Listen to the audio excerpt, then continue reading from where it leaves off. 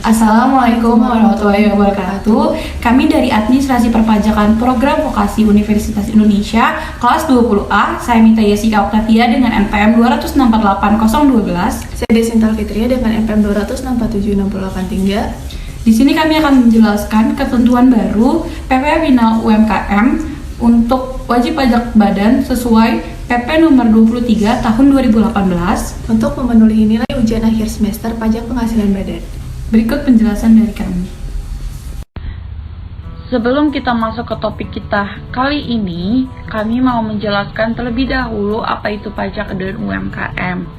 Dimulai dari pajak. Berdasarkan Undang-Undang Nomor 28 Tahun 2027 atau yang dikenal dengan Undang-Undang KUP, pajak adalah kontribusi wajib kepada negara yang terutang oleh orang pribadi atau badan yang bersifat memaksa berdasarkan undang-undang dengan tidak mendapatkan imbalan secara langsung dan digunakan untuk keperluan negara bagi sebesar-besarnya kemakmuran rakyat. Secara umum, ada dua jenis pajak yang harus dibayar oleh wajib pajak badan. Yang pertama adalah pajak penghasilan badan atau yang dikenal dengan PPh badan, dan kedua adalah pajak pertambahan nilai atau PPN. Tetapi di sini kami akan lebih membahas lebih lanjut mengenai pajak penghasilan badan atau PPh badan. Wajib pajak badan. Menurut Undang-Undang Nomor 28 Tahun 2007, Pasal 1 Angkat 3, badan adalah sekumpulan orang dan atau modal yang merupakan kesatuan baik yang melakukan usaha maupun yang tidak melakukan usaha, yang meliputi perseroan terbatas, perseroan komanditer, perseroan lainnya, badan usaha milik negara atau badan usaha milik daerah dengan nama dan dalam bentuk apapun, firma, kongsi, koperasi, dana pensiun, persekutuan, perkumpulan, yayasan, organisasi massa, organisasi politik, atau organisasi lainnya, lembaga dan bentuk badan lainnya termasuk kontrak investasi kolektif dan bentuk usaha tetap. Nah, apa aja sih subjek pajak dan objek pajak dari PPh badan? Subjek pajak dari PPh badan adalah setiap badan usaha yang diberikan kewajiban untuk membayar pajak baik dalam periode bulan maupun tahun dan disetor ke kas negara. Sedangkan objek pajak dari PPh badan adalah penghasilan yang diterima atau diperoleh badan. Ada beberapa jenis pajak penghasilan badan yang harus dibayar dan dilaporkan oleh wajib pajak badan. 1. Pajak penghasilan pasal 21. PPh pasal 21 ini mengatur tentang pemotongan dari hasil pekerjaan jasa atau kegiatan dengan nama dan dalam bentuk apapun yang diterima atau diperoleh wajib pajak. Kedua, pajak penghasilan 22. PPh 22 mengatur atas pemungutan pajak dari wajib pajak yang dibebankan pada badan usaha tertentu karena melakukan aktivitas perdagangan terkait dengan ekspor, impor, maupun reimpor. Ketiga, pajak penghasilan 23. Dalam pajak penghasilan pasal 23 ini mengatur atas pemotongan pajak yang dilakukan oleh pemungut pajak dari wajib pajak ketika terjadi transaksi merujuk pada transaksi dividen atau pembagian keuntungan saham, royalti, bunga, hadiah, dan penghargaan. Bahkan sewa dan penghasilan lainnya yang berkaitan dengan penggunaan aset selain tanah dan transfer bangunan atau jasa.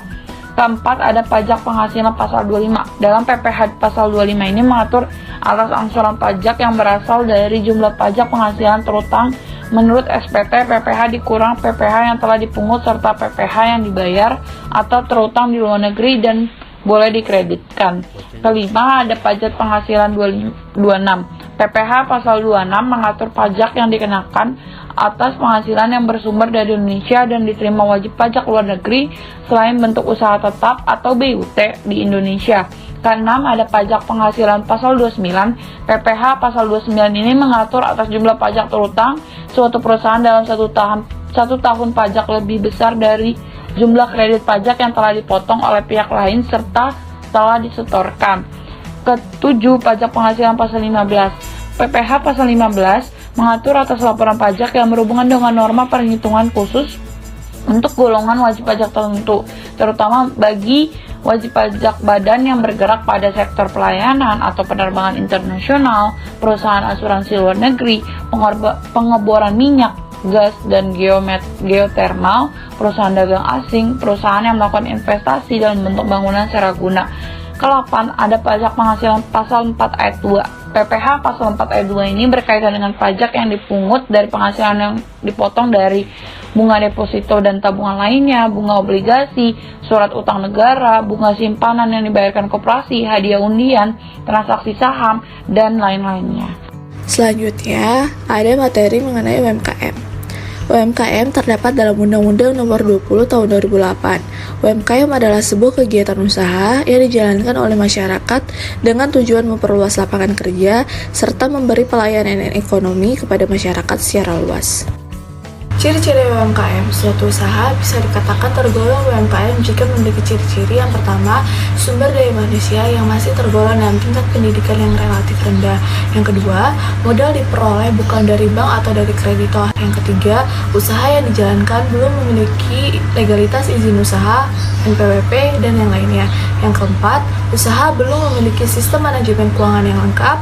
Yang kelima, lokasi usahanya berada di tempat yang tidak strategis. Yang keenam, manajemen dilakukan sangat sederhana. Yang ketujuh, usaha dilakukan dalam cakupan yang kecil. Yang ke-8, karyawan berjumlah 5-20 orang. Yang ke-9, belum ada kegiatan ekspor atau impor. Jika ada, mungkin masih dalam skala yang kecil. Selanjutnya, ada kriteria-kriteria UMKM. Yang A, kategori usaha atau industri rumah tangga. Memiliki ciri-ciri yaitu memiliki karyawan kurang dari 4 orang, memiliki aset atau kekayaan bersih hingga 50 juta per tahun, dan omset penjualan tahunan hingga 300 juta per tahun. Yang B, ada kategori usaha kecil, memiliki karyawan lebih dari 5 orang dan kurang dari 19 orang, memiliki aset atau kekayaan bersih dari 50 juta hingga 500 juta, dan omset penjualan tahunan dari 300 juta hingga 2,5 miliar.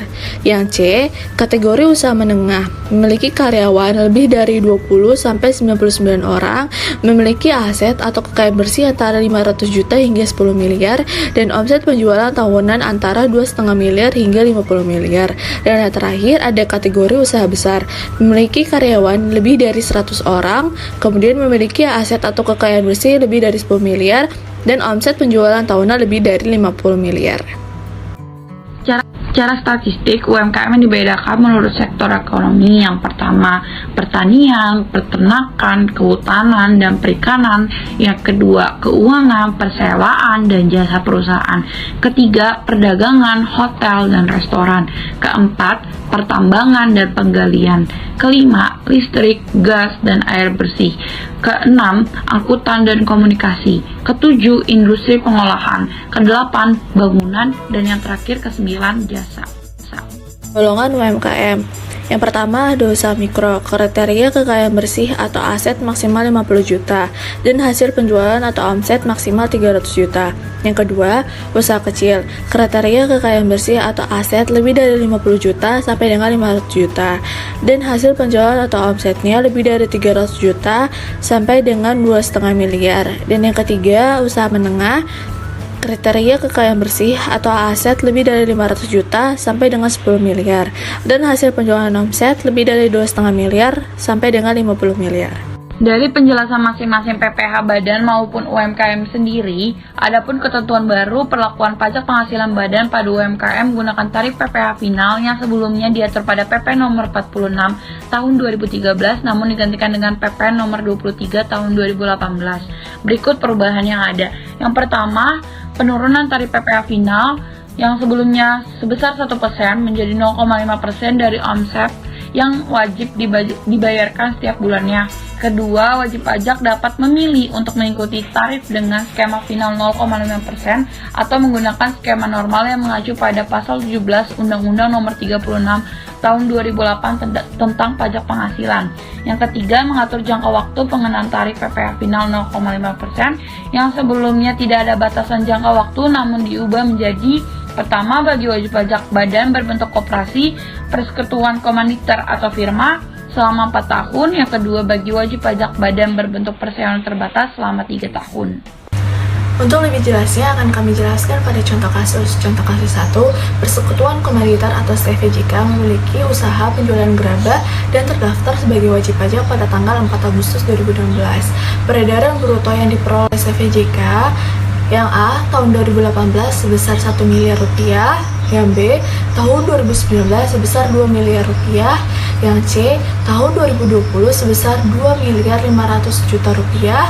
Yang D, tahun 2021 sebesar 3 miliar rupiah. Solusi untuk contoh kasus satu ini yaitu CVJK dikenai pajak penghasilan final berdasarkan ketentuan peraturan pemerintah dalam jangka 4 tahun pajak, yaitu sejak berlakunya peraturan pemerintah ini sampai dengan tahun pajak 2021. Nah, untuk tahun pajak 2020 dan tahun-tahun pajak berikutnya akan dikenai pajak penghasilan berdasarkan tarif pasal 17 ayat 2A atau pasal 7 ayat 2A dan pasal 31E Undang-Undang Pajak Penghasilan. Contoh kasus kedua di mana pada kasus kali ini untuk wajib pajak badan berupa PT atau perseroan terbatas. Soal kasusnya, PT ABC memiliki usaha bengkel mobil dan terdaftar sebagai wajib pajak pada KPPX sejak tanggal 12 Oktober 2017. Berikut perolehan bruto yang dimiliki atau diperoleh oleh PT ABC.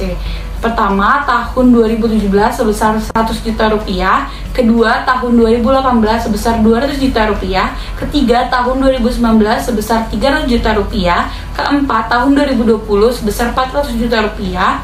Kelima, tahun 2021 sebesar 500 juta rupiah. Solusi untuk studi kasus di atas, yaitu PT ABC mulai dikenai PPh final dengan tarif 0,5% berdasarkan PP 23 tahun 2018 dalam jangka waktu 3 tahun pajak, yaitu sejak tahun pajak 2018 sampai dengan 2020.